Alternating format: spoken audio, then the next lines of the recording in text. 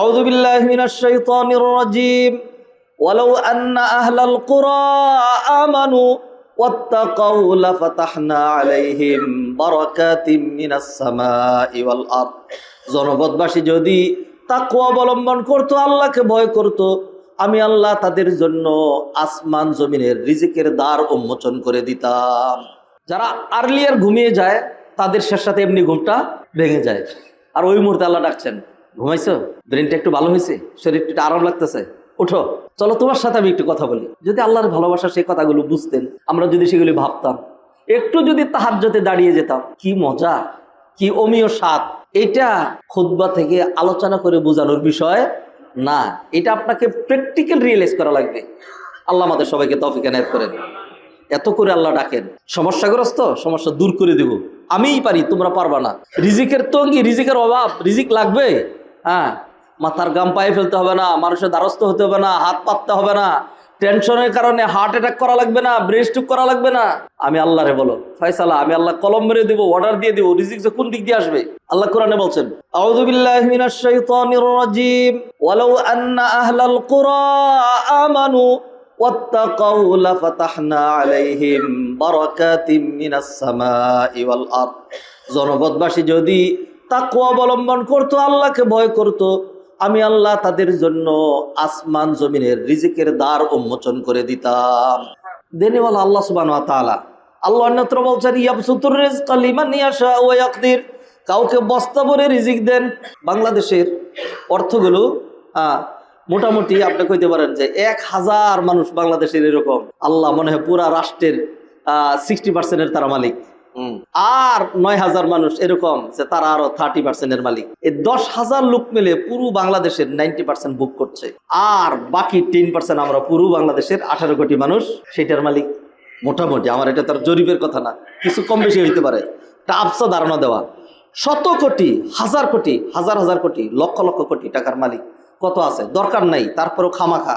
তার 14 পুরুষ না, কিয়ামত যদি আল্লাহ সুবহানাহু ওয়া তাআলা পিছায় আরো 10,000 বছর পরে দেন, তাহলে 10,000 বছর পর্যন্ত ওদের ধারায় যে সন্তানাদি হচ্ছে, একজন বাচ্চা হয়, 1.5 জন বাচ্চা হয়, শিল্পপতিদের বাচ্চা কোনোতেই বেশি হয় না, হ্যাঁ, বড় লোকদের বাচ্চা কোনোতেই বেশি হয় না। ফকির মিসকিন আমাদের মতো কাঙ্গাল যেগুলো, এদের বাচ্চা 4-5টা।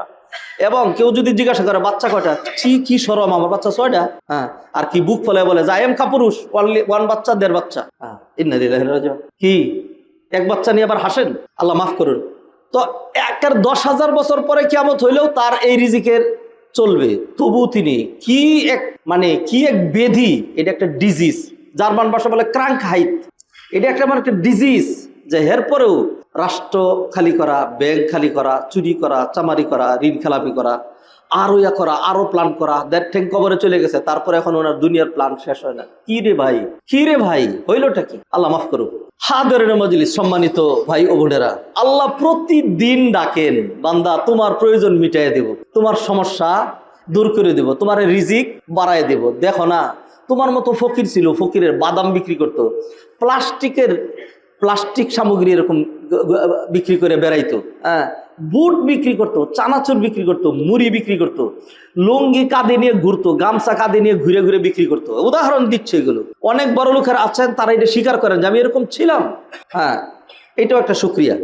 আবার অনেক আছে ভুলে যায়, কারণের মতো বলে ইন্নামা উতিতুহু আলা ইলমিন ইনদি, হ্যাঁ। যাই হোক, আল্লাহ সুবহানাহু ওয়া তাআলার ভাষাটা এরকম যে ওরে তো রিজিক আমিই দিছি বস্তা বইরা, তা তোরে দিতে পারি না আমি, আমাদের দরকার আছে, আমার রিজিকের দরকার, আপনার রিজিকের দরকার। সমস্যাগ্রস্ত, নার্ভ ফেটে যাচ্ছে, হ্যাঁ, রগগুলো ছিঁড়ে যাচ্ছে, টেনশনে মাথা ভু ভু করছে, ঘুম আসছে না, তাহাজ্জুদ পড়তে পারি না, হ্যাঁ, ফজরের সূর্য ওঠার একটু আগে উঠা, ফজরের সালাতটা না, এটা সম্ভব না, পারি না। তাইলে একটা না, এখন বিশ্বকাপ খেলা আপনার সারা রাত জেগে দেখেন কেন? আল্লাহ যদি কিয়ামতের দিন ধরেন, আমার চাইতে বেশি ভালোবাসা কি তোর আর্জেন্টিনা ব্রাজিলের জন্য, আর ফিফা আর ফুফা, এই ফিফা ফুফার নিয়ে তোর এত এত ভালোবাসা, আমার ভালোবাসাটা কোথায়? হাদরের মজলিস, সম্মানিত ভাইয়েরা, আসুন, বৃষ্টি হচ্ছে, আল্লাহর কাছে একটু দোয়া করি, তাহাজ্জুদ একটু হাজিরা দেই, হ্যাঁ। আর হইলো ওই যে বিশ্বকাপ, ফিফা, ওয়ার্ল্ড কাপ, এটা সেটা, বল খেলা, আরো এগুলি বাদ দেন।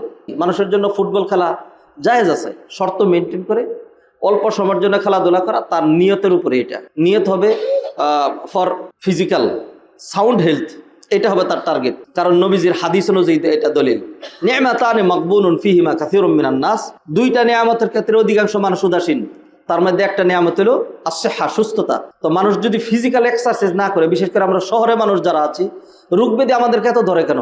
আপনি নিয়মিত ফিজিক্যাল ওয়ার্ক করে দেখেন, আপনার গায়ে চর্বি দানাই বাঁধবে না, রোগ দানা বাঁধবে না। তো সেই জন্য এই টার্গেট নিয়ে যেহেতু হয়ে ওঠে না, আমার শহরে আমি এখন কোথায় হাল চাষ করবো? এই মাঠের মধ্যে হাল জুড়বো আমি? হ্যাঁ, আমার বিল্ডিং এর মধ্যে দেখি আমি হাল জুড়বো, ওই ব্যবস্থা তো নাই।